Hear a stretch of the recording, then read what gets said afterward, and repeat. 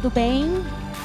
Estou super inspirada depois das apresentações dos empreendedores. A gente está finalizando, né, o painel aqui de encerramento do Festival Social Good Brasil. E com toda essa inspiração, eu queria que a gente tocasse aqui esse painel, vai ser um bate-papo. Eu preciso que o timer apareça para a gente aqui na frente, se alguém conseguir puxar ele, porque eu não vou conseguir ver. De repente, ir mais para trás, por favor. Eu não consigo ver o timer. Ou a gente coloca as cadeiras para frente? O que vocês sugerem? Você mostra para a gente? Então tá. 10 minutos, por favor. Isso. A gente vai bater um papo aqui com vocês que vai, na verdade, reunir, somar várias ideias que foram construídas ao longo desses 2 dias, né? Então, a gente teve ali o começo, a conversa com o Dylan, que ele falou muito de novas tecnologias e tendências, habilidades do futuro que estão exigindo de nós novos comportamentos. E o que a gente vê é que o futuro do trabalho, ele está tanto atuando, trazendo à tona uma questão de robotização, que está substituindo uma série de empregos e está, na verdade, lançando novas profissões que a gente nunca tinha imaginado. E, de outro lado, várias organizações mais descentralizadas, né, e que também está exigindo mais autonomia, novos perfis das pessoas para trabalharem com esse tipo de organização. E é muito bacana aqui, eu vou já lançar aqui a pergunta para a gente começar a bater papo, que a gente tem a Perestroika e o Impact Hub, que implementam modelos de organização descentralizados bem diferentes. E aí eu vou começar pedindo para o Henrique falar um pouquinho de holocracia, e que a gente comentou, mas para quem nunca ouviu parece que é um monstro, né? Mas é um modelo de governança diferente, né? Henrique, fala um pouquinho disso, como isso tem a ver com o futuro do trabalho, o que vocês estão fazendo no Hub globalmente. Perfeito. Bom, boa tarde. A holocracia, na verdade, ela começou a ficar mais famosa quando algumas empresas do Vale do Silício implementaram, né? Então, são empresas que são referência e as pessoas começaram a olhar para isso. Eu acho que, enfim, para falar com profundidade sobre o tema, a gente levaria aqui algumas horas. Então, eu queria só enfatizar 2 pontos que eu acho bem relevantes da holocracia. Um ponto é que, ao invés da gente pensar em cargos já conectados à pessoa, a gente pensa em papéis, né? E uma mesma pessoa pode exercer vários papéis. E, ao mesmo tempo, você descola aquela pessoa do papel. Então, a pessoa que executa certas atividades de finanças, ela não necessariamente pode só trabalhar com finanças. Às vezes ela tem outras habilidades e ela pode ter outro papel dentro dessa mesma organização e isso pode conviver muito bem. Então você lida melhor com a complexidade do ser humano, que muitas vezes é colocado numa caixinha, às vezes muito restrita, que ele deixa de trazer várias competências que ele tem para o dia a dia. E outro ponto importante da holocracia é uma questão, uma reunião de governança que existe. Então, além da reunião de estratégia e reunião operacional, que normalmente existe em todas as organizações em algum nível, eles têm uma metodologia de trabalhar uma reunião de governança que é para lidar com as tensões. Porque quando você define os papéis, muitas vezes as pessoas não agem de acordo com aquele papel e as coisas não funcionam. Então, ele basicamente incorpora o fato de que o que a gente coloca ali, define num momento, vai mudar, né? E a gente precisa ter espaço nas organizações para lidar com essas tensões. E a tensão não de uma forma negativa, a tensão é basicamente o que qualquer um na organização pode identificar, que existe uma diferença entre o que foi acordado e o que está acontecendo no dia a dia. Então, acho que esses 2 pontos da holocracia, eles podem ajudar não só organizações que queiram implementar a holocracia, mas eles podem também inspirar novos modelos de gestão. Então, no caso do Impact Hub, globalmente a gente implementou a holocracia, então nosso time global trabalha, né, a ferro e fogo com a holocracia, que exige um trabalho super intenso, leva tempo, enfim, não é algo simples de fazer essa transição, e vários hubs locais se inspiram nesse modelo para desenvolver seus próprios modelos. Bacana. E, Jean, fala um pouquinho da Perestroika, que a gente acha super bacana, super inovadora, né? E que vocês estudaram a holocracia, né? E viram que tem aspectos que vocês fazem. Fala um pouquinho para a gente disso e como que o futuro do trabalho já é presente hoje, né, na organização de vocês. Legal, obrigado. Boa tarde a todos também. Em primeiro lugar, dizer que eu estou muito feliz de estar aqui, adoro Floripa. Consegui ainda surfar hoje de manhã, pegar umas ondas, isso aqui é demais, a cidade é ótima. Então, na Perestroika, a gente foi para, o Felipe e eu, que é meu sócio, a gente foi estudar em Amsterdã esse ano, com o Brian Robertson, que é o cara que desenvolveu esse conteúdo, né, desenvolveu essa nova lógica de organização. E foi interessante porque a gente tinha uma visão um pouco diferente. Quando a gente fez o curso, a gente entendeu que a gente já fazia algumas coisas semelhantes, mas não aplicava 100% a holacracia. Hoje a Perestroika não opera na holacracia, mas existem várias boas práticas que a gente empiricamente começou a desenvolver e viu que tinha sinergia com a holacracia.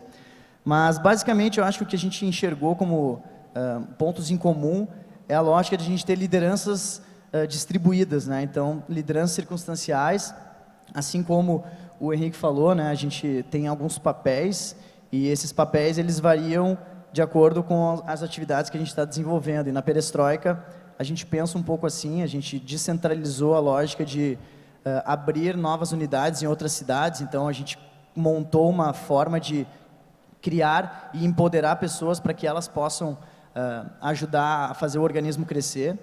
E em 2014 a gente operava em São Paulo, Porto Alegre e Rio, e essa mentalidade de distribuir e pegar duas bolinhas grandes e separar e diminuir o tamanho delas para distribuir para outras cidades, acho que foi um grande acerto dentro da nossa estratégia. E hoje a gente tem um grupo de sócios de outros negócios dentro da Perestroika, que começou com 2 pessoas e hoje a gente já está em 12 sócios, né? 12 sócios de iniciativas. Então, distribuir isso fez com que a gente tivesse um crescimento exponencial.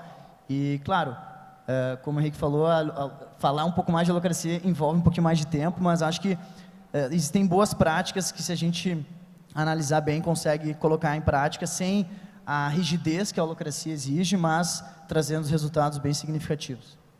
Bacana. E assim, tanto, né, tu citou agora a questão do empoderamento das pessoas no ambiente de trabalho, né, que tem a ver com a liderança rotativa.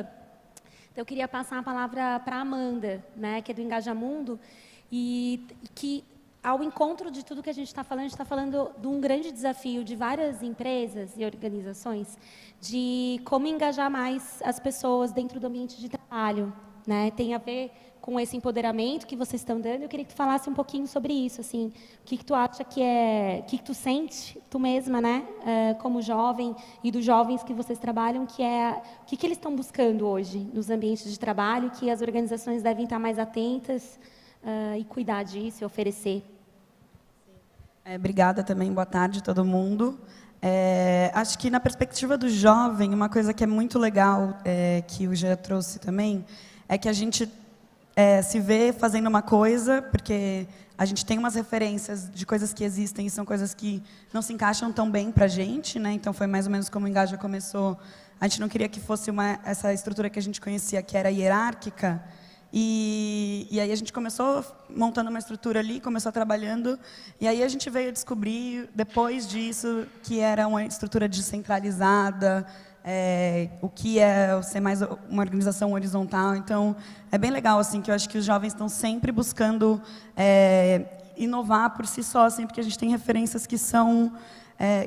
a gente tem as referências que a gente não se adequa, né, assim, ou que não são o que a gente quer fazer ali na hora, como profissão e como nosso trabalho, e aí a gente vai criando, inovando, e aí, quando a gente descobre coisas e consegue se identificar com pessoas que estão fazendo, é muito legal, é muito bacana.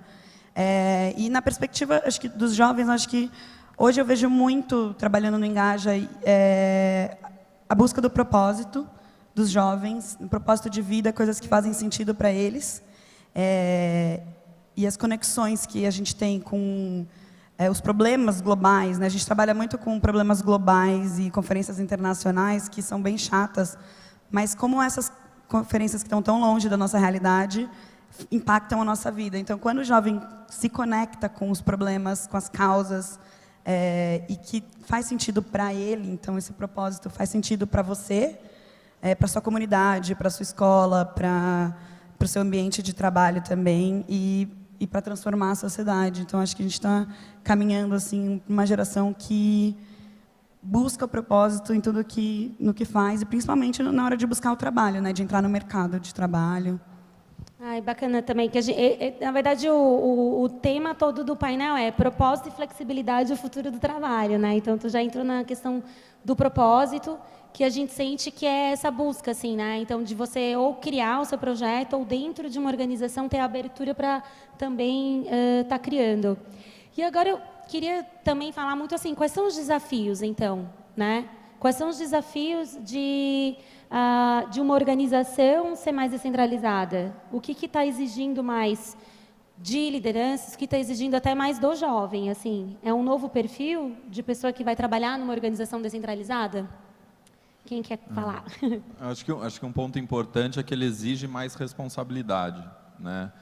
Então, assim, tem todo o lado glamuroso do trabalho flexível, dos nômades digitais e, enfim, as pessoas tendem a ver mais a beleza disso, mas tem um monte de desafio relacionado a isso também, né? Então ele exige uma autorresponsabilidade da pessoa que trabalha numa organização dessa, que é muito importante. Não funciona. Se a pessoa chega lá e está buscando um chefe que vai controlar e vai dizer o que ela faz, ela não vai durar muito tempo ali.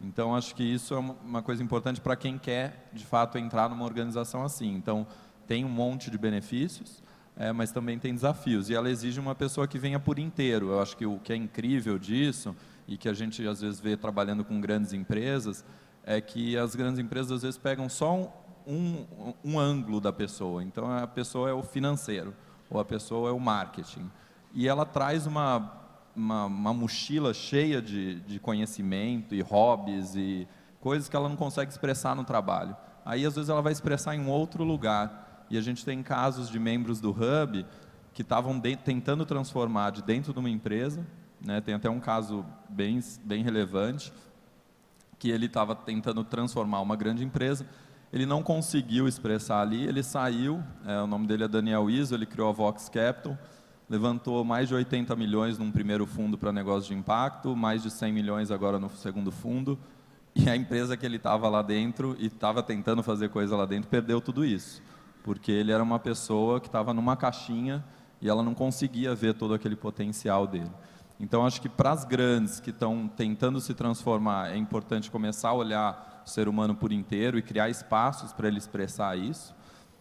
E para as pequenas que estão começando, mas, né, como a Amanda comentou, saber desse desafio, né? Ele exige muita responsabilidade de quem quer agir assim, né? E vai ter que ter vários checks aí de espaços para trocar no grupo, para ver o que está rolando, o que não está rolando, porque é um caminho novo, né? Você não tem tanto método, né, para te ajudar a te guiar, então você vai precisar dessa troca no grupo. Deixa eu fazer só um pontinho de atenção, quem quiser mandar perguntas, na tela tem ali embaixo, perguntas. Você pode mandar pelo WhatsApp mesmo, no 48 9685 5993, ou pelo Twitter, #FestivalSGB, que a equipe de comunicação vai ver a pergunta e vai mandar para mim aqui, tá? Para trazer para eles. Isso para quem está ao vivo e para quem está aqui, tá? Fala um pouquinho, Gê, o que tu acha também desse ponto dos desafios para as organizações e para as pessoas, né? Claro. Legal. Eu acho que é importante, quando uma empresa ela decide descentralizar, e ela precisa desenvolver e alimentar valores humanos. Eu acho que uma delas é a confiança no outro, a confiança naquela pessoa para que ela vá performar da maneira como ela performaria se tivesse alguém no controle. E talvez o mais importante nesse momento de transição, eu acho que é uma disponibilidade e uma margem para aceitação do erro, né, para desacelerar, porque não tem como a gente desenvolver planos estáticos para sistemas dinâmicos. E no momento que a gente muda isso e a gente descentraliza, cada pessoa tem a sua maneira de operar, cada pessoa tem seu tempo, cada pessoa tem a sua linguagem. E eu acho que quando a gente descentraliza, a gente tem que desapegar e tem que botar confiança e tem que estar preparado para o erro, tem que estar preparado para perder, né? Então, acho que daqui a pouco uma lógica de 80-20, onde a gente mantém 80% no momento de transição como era e ousa nos 20%, e o que vai dando certo a gente vai replicando dentro dos 80, e isso, quando chega um determinado tempo, a gente consegue uma evolução e uma mudança completa. Acho que essa predisposição a desacelerar no momento da mudança, a errar, a perder, eu acho que é importantíssima para que a gente consiga enxergar o movimento da transformação, porque ninguém vai fazer assim e vai mudar uma lógica que existe há décadas e sem perder ou sem deixar de ter algum de sucesso. Bem bacana. E, na verdade, é um ponto que a gente está conversando desde ontem, né? Muito forte a questão dessa autopercepção maior que aí os profissionais devem ter também para poder conseguir trabalhar com essa maior abertura a erro, a tentativa e erro. Isso também passa pelo perfil da pessoa, né? Como inovadora, ter essa tolerância maior da própria organização, né? Como que a organização vai ter essa tolerância para poder inovar mais. Eu achei bacana também que tu trouxe, tentar colocar na mesma cesta várias possibilidades, né? Então, não deixar todas as apostas no longo prazo, mas ter as de curto prazo também para começar a coexistir e, aos poucos, fazendo a mudança. E o que vocês acham em relação à tomada de decisão? Como que é, numa nova organização, tomada de decisão? Fala um pouquinho, assim, porque isso é um desafio no futuro do trabalho? Vai, Amanda. A minha visão é que fica muito mais confuso, né? Eu acho que é mais desafiador nesse sentido. Assim, tem uma vantagem da forma hierárquica tradicional, é que assim, putz, é muito claro, né? Então tem lá presidente, diretores e tal. A alçada está muito clara. A nossa experiência nos hubs locais, isso é mais fácil porque é um grupo menor de pessoas e daí essa estrutura horizontal tem funcionado bem. No global, o hub também, enfim, ele começou e foi bem na linha do Jean. A gente, né, abriu um pouco, tinha um hub em Londres, um em São Paulo e a gente deixou crescer, basicamente liderado por pessoas locais e hoje são mais de 90 hubs no mundo. E aí a gente tem que tomar algumas decisões globais. A gente tenta deixar isso, assim, deixar quase tudo no local para decidirem, mas algumas coisas têm que ser alinhadas globalmente. E é um desafio, assim, a gente vem aprendendo, errando, a gente experimentou várias coisas, softwares que você vai, por exemplo, colocando uma questão que você quer discutir, e aí baseado nos votos das pessoas naquela questão, ela sobe na hierarquia, daí a gente toma uma decisão em cima daquilo, mas eu tenho mais acertos e erros do que um modelo para trazer aqui. Então, eu acho que é mais desafiador, é menos claro, mas tem uma vantagem grande, que é quando se toma uma decisão, essa decisão é compartilhada e aí ninguém segura, né? Quando você toma uma decisão num modelo hierárquico, muitas vezes depois tem que ficar, né, empurrando para baixo, tentando fazer as pessoas engolirem aquela decisão. Essa decisão às vezes toma mais tempo para acontecer, mas depois que ela acontece, ela dispara outra energia, né? As pessoas se sentem donas daquela decisão, né? Eu ia comentar sobre isso, que acho que numa rede, né, falando de vocês internacional, mas no Engaja a gente, uma rede nacional de jovens, né, a maioria das pessoas são voluntárias. Então, quando você toma essa decisão coletiva, a galera se apropria, né, do que foi decidido e para executar com mais qualidade e a gente consegue ver o resultado muito mais fácil. Assim. Então, se a gente fala de dar um direcionamento, né, uma decisão que vem de cima, provavelmente não vai acontecer ou vai acontecer e a galera não vai ficar feliz, né? E também a gente fala de felicidade no trabalho também, que é bem importante, assim, acho que é satisfação e estar feliz enquanto está fazendo as coisas porque vê um sentido, mas eu acho que é um grande desafio, isso, como que a gente consegue tomar a decisão e todo mundo está junto tomando a decisão e respeito, né, pela decisão que foi tomada, que foi aí um consenso e aí para seguir, para fazer os projetos, para continuar trabalhando, enfim. É basicamente isso. Acho que existem, hoje, se a gente fosse fazer um corte bem genérico, 3 formas de tomar decisão dentro das empresas. Uma é hierárquica, então vem de cima para baixo, e aí é o poder, é o cargo que diz isso pode, isso não pode. Existe uma outra que é consenso, então vamos chegar num consenso e todos têm que aceitar que isso vai acontecer, o que é muito desgastante e às vezes leva muito tempo. E existe talvez uma terceira forma, que é a democracia, né? Então, assim, vamos votar e quem acha que é a maioria vai decidir, mas muitas vezes a maioria não tem conhecimento sobre aquela situação que o especialista está ali dizendo, não, gente, não pode fazer. E tem uma prática que é legal, que é de aconselhamento, que eles chamam. Isso tem no livro do Frederic Laloux,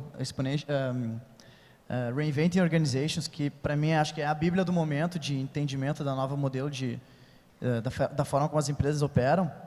E ele fala dessa lógica de aconselhamento, que é assim, qualquer pessoa tem autonomia total para tomar decisão dentro da empresa, desde que ela consulte duas pessoas.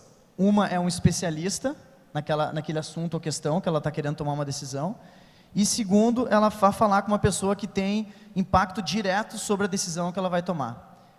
A partir desses dois aconselhamentos, ela toma sua decisão. Se as duas disserem para ela fazer e ela achar que não, aí ela pode optar por não fazer. Mas isso é uma maneira de envolver outras pessoas e de ela saber que, uma pessoa que entende mais do assunto trouxe essa visão e alguém que vai ser impactado diretamente também.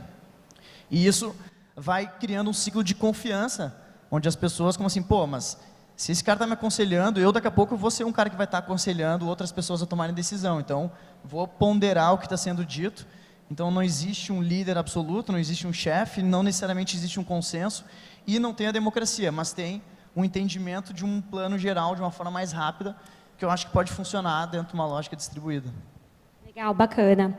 A gente tem aqui algumas perguntas já, e tem uma pergunta aqui que eu conversei sobre isso hoje até, que é um super desafio. É sobre legislação trabalhista no Brasil, né? Como que a gente lida com o futuro do trabalho, a mudança das organizações e a lei trabalhista atual? Então, veio essa pergunta da Lari, do Meu Copo Eco, empreendedora aqui de Floripa, e ela queria saber um pouquinho como é que vocês lidam com isso. É uma bronca. Eu acho que esse é o grande entrave hoje em dia que a gente tem, né? Foi engraçado na Perestroika que a gente desenvolveu esse modelo de de empoderamento, onde as pessoas foram desenvolvendo as suas unidades. E esse modelo que a gente desenvolveu, de novo, de uma forma empírica, ele não existe na lei. A gente não consegue enquadrar ele em nenhum modelo. Então, o que a gente conseguiu entender foi, para a gente fazer esse negócio funcionar, a gente vai ter que encontrar alguma forma parecida ou mais próxima do que a gente opera, para que a gente consiga ter tudo 100%, que é o que a gente tem hoje. Então, obviamente, CLT precisa ser feito, né? Existe uma lógica de as pessoas operarem como plataformas, então, elas serem pessoas jurídicas prestando serviços, e aí assina nota, faz isso tudo acontecer. E a gente está migrando de um modelo, de uma lógica para se tornar franquias, né? Onde as franquias das unidades, existe uma franqueadora, e a gente transforma todas as unidades em franquias, onde eles têm autonomia plena, absoluta para desenvolver, e a franqueadora, ela dá um suporte dentro disso. Então, isso é um pouco complicado, eu acho que a gente vive uma realidade difícil no Brasil, mas que eu acho que outros lugares também viveram e as coisas estão mudando, né? Acho que as leis, elas estão aí para serem também modificadas, a gente já viu isso acontecer em inúmeras iniciativas que trouxeram uma revolução, uma transformação bem significativa. Então, acho que é uma questão de tempo de a gente reescrever a lógica e as leis trabalhistas. Até lá, a gente vai ter que se adaptar ao que existe hoje. É um desafio, sem dúvida. É um desafio. Alguém quer Eu comentar? também não tenho uma resposta. Acho que o único comentário é que quanto mais você cresce, pior fica. Então, assim, quando você começa, é muito simples, vira todo mundo sócio e tudo bem. À medida que você vai crescendo... Vira presumido, aí complica. Você tem diversidade de funções e não dá para colocar todo mundo igualzinho, horizontal, porque tem gente colocando mais esforço, mais no jogo ali, então você tem que valorizar isso e reconhecer essas diferenças e vai ficando mais complexo, né? Então a gente também passou por isso, a gente tinha um modelo mais radical, vamos quebrar tudo, CLT, né, não serve para nada, e à medida que você vai crescendo, você fala, putz, eu tenho que me enquadrar porque eu não posso ficar operando de forma irregular. Então, é horrível a CLT, falar, e acho que a gente tem que fazer advocacy mesmo para mudar o que tem que mudar. E assim, só queria puxar um gancho na CLT, que eu acho que ela tem um valor importante, e quando a gente fala do futuro do trabalho, e a gente sair dessa ideia dos nômades digitais, ou do hub, da perestroika, do engajamundo aqui que a gente está falando, você tem uma massa de gente que hoje trabalha em trabalhos que vão deixar de existir. E eu acho que esse é um desafio que a gente tem como sociedade, assim, é pensar o futuro do trabalho para todos. E aí tem poucas respostas de como é que a gente vai conseguir fazer essa transição, né, de trabalhos que vão ser automatizados, de trabalhos que vão gerar menos valor nas empresas e tendem a ser menos valorizados. Então, acho que é um cuidado importante para a gente não deixar esse processo aumentar a desigualdade, em vez de fato, construir um mundo melhor para todo mundo. Bacana trazer isso, daí vou até passar aqui para a Amanda também, ou quem quiser responder. E o que vocês acham que são profissões do futuro, assim? Olhando para isso também, porque a gente tem automatização e realmente vê a mudança de várias profissões já acontecendo. Mas, por outro lado, vão surgir novas também, né?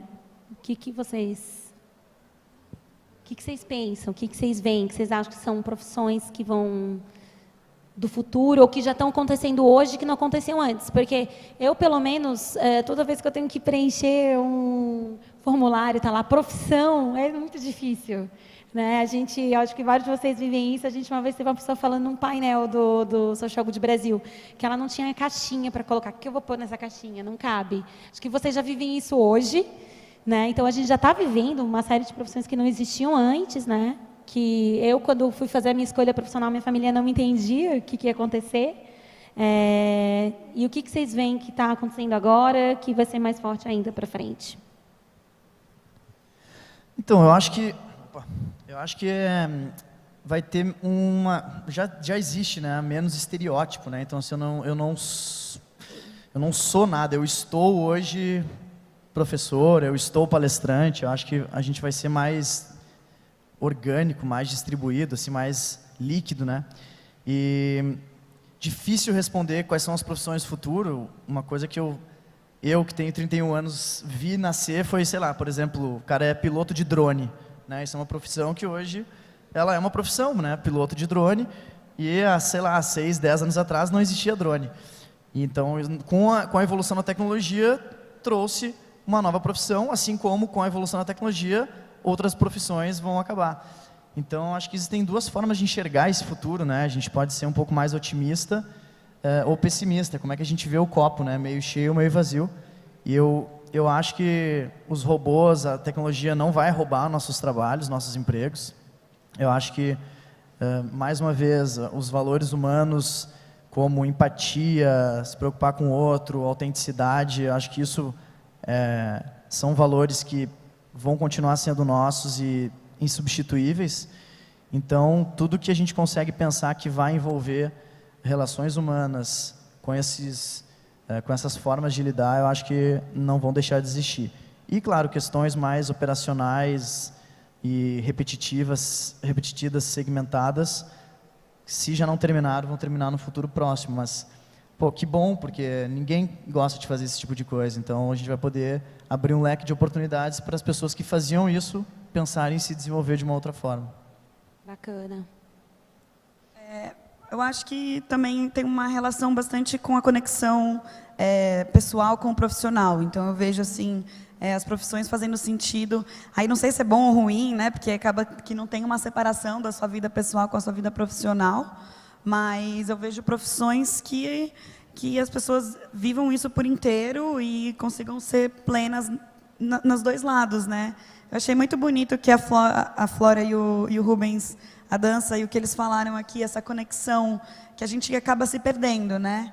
Por estar tão focado no trabalho, empreendedores sociais, a gente quer transformar nossa realidade, a gente fica tão focado em fazer aquilo acontecer que às vezes a gente esquece da gente. E eu acho que isso é o futuro, assim, as duas coisas super conectadas. Ai, bacana, eu fiquei tão emocionada com a apresentação. Foi lindo demais.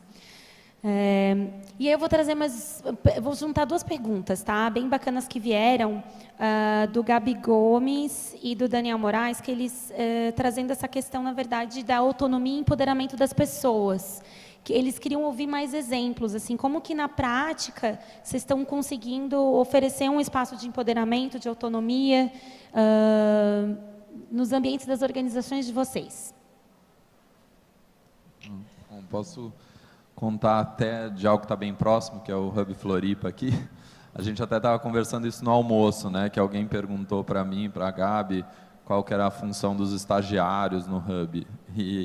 E aí, basicamente, eles pegam projetos inteiros para tocar e um pouco na linha do que o Gia falou, eles têm que checar as pessoas ali onde impacta e especialistas para buscar melhorar benchmarks, etc. Mas eles têm total autonomia para tocar um projeto. E a nossa experiência é que é isso, quanto mais espaço você dá, mais essa pessoa vai se desenvolvendo. Ela vai errar, você tem que estar preparado para isso, mas é incrível o quanto que uma pessoa com tão pouca experiência pode produzir, e como a gente perde talento em outros lugares onde não se dá esse espaço, né? E eu acho que tem um pouco falando, né, dos comentários que você trouxe anteriormente, de montando, é quase um cardápio para a pessoa montar a sua profissão, né? Então, você, puxa, dentro de uma organização e fora, você pode pegar essas plataformas que existem hoje, de Uber, Airbnb, então você pode dirigir 4 horas de carro por semana, fazer 4 horas de host do Airbnb por semana, então você monta o seu trabalho e faz coisas que te interessam, né? Dá aula de alguma coisa que de repente antes era um hobby seu, passa a ser parte da sua profissão. Então, acho que tem muito espaço para pensar isso dentro de uma organização, mas também cada vez vai ficando menos claro o que é dentro e o que é fora, né? E aí acho que as organizações têm que estar prontas para isso. Tem esse impacto de legislação, como a gente comentou aqui, que é um desafio. Então, muitas vezes você vai ter que formalizar alguma coisa na CLT sabendo que a pessoa também vai fazer outras coisas, tal, mas eu acho que é melhor você, enfim, formalizar de acordo com o padrão de lei que a gente tem hoje e mesmo assim dar espaço para o diferente, do que ter literalmente se enquadrar num modelo antigo que você sabe que não vai durar e sabe que a pessoa vai ficar infeliz naquela caixinha. Um exemplo, eu acho que eu sou um exemplo do empoderamento. Eu entrei na Perestroika em 2009, formado, e eu entrei como estagiário do Thiago e do Felipe, que são os caras que fundaram a Perestroika. E hoje, alguns anos depois, eu me tornei sócio de alguns negócios que a gente faz parte. Eu acho que essa minha trajetória, ela ajudou a trilhar um caminho que é o caminho que a gente está replicando, onde a gente formou mais pessoas que estão liderando unidades. Então, Dudu, Gui, Mi, Mari, são outros exemplos que foram seguindo uma trilha que nasceu dessa vontade, dessa necessidade de falar, cara, a gente tem que crescer, e aí a gente não tem braço, pô, vamos depositar confiança, vamos ajudar com o backstage e vamos deixar a pessoa fazer acontecer. Então, acho que eu sou uma prova viva desse empoderamento da Perestroika, então me sinto muito tranquilo em falar com relação a isso e ver quando a gente enxerga as nossas lideranças há 5, 6, 7 anos atrás, como está hoje, claramente a gente vê esse movimento acontecendo. Bacana. A gente tem um exemplo de um projeto que a gente fez esse ano, uma campanha com os núcleos locais do Engaja. A gente tem 19 núcleos em 17 estados do Brasil. E a campanha chama Cultiva a Cidade, uma campanha para mobilizar e fazer consulta com a população, para mobilizar elas para as eleições municipais e pautar os candidatos, tanto a prefeitos quanto a vereadores, nas eleições que aconteceram agora. E o mais legal, né, da autonomia e do empoderamento dos jovens que participaram é a cocriação. Então, primeiro, né, quem quer participar, a gente, que tal a gente fazer isso? Então, é um convite, assim, acho que desde o começo, aí para os jovens tocarem os projetos, fazer esse convite e aí cocriar junto o que vai ser. Então, cada um deu as ideias e construiu, e no final o resultado foi consulta em parceria com algumas organizações para a gente fazer consultas, e a gente fez as ativações das consultas nas cidades, então ações de lambi-lambi, ações de vaga viva, flash mob, a gente fez diversas para ativar a galera, e todas foram ideias deles, então eles se apropriaram disso. E aí a segunda parte foi para pautar os candidatos durante as eleições, então todos eles tinham a propriedade sobre o que tinha sido decidido e quais eram as pautas que também foram escolhidas coletivamente. Então a gente falou de mobilidade, falou de governança, falou de segurança, mas todo mundo tinha ali a propriedade porque tinha escolhido aquelas pautas e tinha um interesse e afinidade em falar sobre isso. Então funcionou muito na hora de ir lá e falar com os candidatos. Fulano, a gente está falando aqui de Florianópolis, o transporte público não funciona muito bem, mas aí você fala com essa propriedade da autonomia, e eles tocaram os projetos. Estão tocando ainda, né? Está rolando, mas de forma descentralizada, dando certo. Legal. Gente, a gente está fechando já aqui o bate-papo, mas vou deixar uma mensagem final e vou pedir para que cada um de vocês pense numa mensagem final, que é o que mais motiva vocês no que vocês fazem hoje, tá? Pensem um pouquinho enquanto eu vou fechando aqui, mas eu acho que fica uma mensagem final para todos nós ao longo até desses 2 dias de festival, né? Que a gente foi olhando uma série de tendências que são tecnológicas, né? E que realmente estão mexendo com o futuro do trabalho, porque estão descontinuando algumas profissões, vamos ter muitas outras futuras profissões, né? Acho que fica o desafio de pensar os novos modelos de organizações onde essas profissões vão estar atuando. Essa questão muito bacana, né, de cada vez mais pessoal e profissional, ele não está separado, né? Ele está super misturado, super junto, porque é propósito mesmo no trabalho. Então, vai muito além do que modelos antigos que a gente via, mas que a gente tem também, eu acho que olhando mais para longo prazo, a gente tem eu vislumbro um futuro super, super bacana. E um grande desafio, como o Henrique falou, é essa transição do momento, né? Para a gente não deixar para trás, hoje, várias pessoas, né, que estão empregadas e que, de repente, esses trabalhos vão ser descontinuados, né? Como que vai ser para elas? E aí entra no desafio, até brasileiro, né? Que a gente tem aí uma tendência da maturidade, da longevidade, né? Então, como que a gente tem aí uma questão que está acontecendo, então como que a gente vai lidar com tudo isso? A gente não tem resposta, mas é importante a gente olhar para isso e pensar nas soluções, né? Pensar nas soluções, por exemplo, como os Labers estão pensando nas soluções desses desafios, né? Tem aí mais desafios para a gente pensar em solução e a gente consegue. Então, para fechar, queria pedir uma mensagem de cada um de vocês, o que motiva vocês no que vocês fazem hoje no trabalho de vocês? Posso começar? O que me motiva mais é a relação com as pessoas e as relações verdadeiras. E é ver a transformação em cada jovem, assim, que a gente passou uma vez e conversou uma vez, ou que estão no Engaja há muito tempo. Então, são relações humanas e verdadeiras e que perdurem também. E acho que isso é a essência também para a gente transformar e pensar e superar esses desafios que são vários, né? Mas acho que a gente está junto, a gente cria relações e a gente vai junto. Acho que é isso. Obrigada. Bom, eu sou muito grato assim, por ter tido a oportunidade de criar um trabalho que tem tanto a ver comigo, com propósito, como o pessoal e o profissional está misturado. A Carol é minha esposa, meu filho pequeno estava aqui no meu colo agora há pouco. Então, poder ter um trabalho onde tudo isso está integrado e a gente não tem que ser duas pessoas diferentes, dá um sentimento de muita gratidão. E o que me inspira é poder criar espaço para mais gente fazer isso, né? E não é só gente jovem que está começando. Então, a Carol falou da longevidade. Acabou de acontecer em São Paulo um festival gigante também, chama Lab 60+, com várias iniciativas de longevidade, inclusive alguns labers que trabalharam com esse tema, trazendo isso para o que a gente chamava de terceira idade, também criar suas próprias carreiras, né? Então, acho que é um espaço para todos, é uma oportunidade de repensar isso, e eu acho que a gente nunca teve um cardápio tão amplo para desenhar a nossa profissão, né? Então, que a gente aproveite isso. Eu acho que o que me motiva é É um impacto de transformação.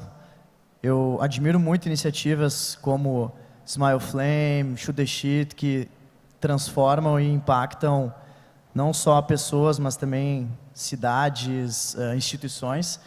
E eu acho que dentro da perestroika, que significa reconstrução, acho que a gente procura também reconstruir, impactar e transformar a educação, transformar a maneira como a gente enxerga a aprendizagem, como a gente busca se conhecer e se desenvolver.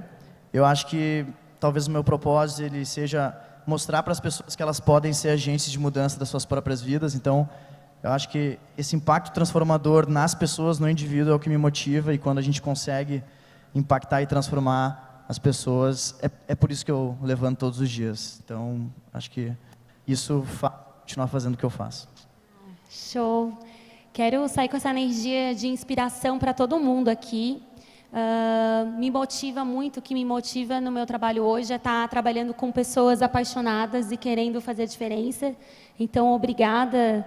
Assim, o Impact Hub, né, Engajamundo, a Perestroika são organizações super inovadoras e está cheio de gente aqui super inovadora, os levers e todos os facilitadores, painelistas que passaram por esses dias, os parceiros, assim, então, gente apaixonada por fazer diferente, né, que acredita, que tem um pouco de ingenuidade, que a gente vai fazer diferente, né? Então, sem acomodação, vamos junto, todo mundo, sem se acomodar, vamos lá. Então, muito obrigada, e vou passar a bola para o Felipe para a gente encerrar esse evento cheio de energia boa, né? Parabéns a vocês, painelistas. Muito obrigado, Carol.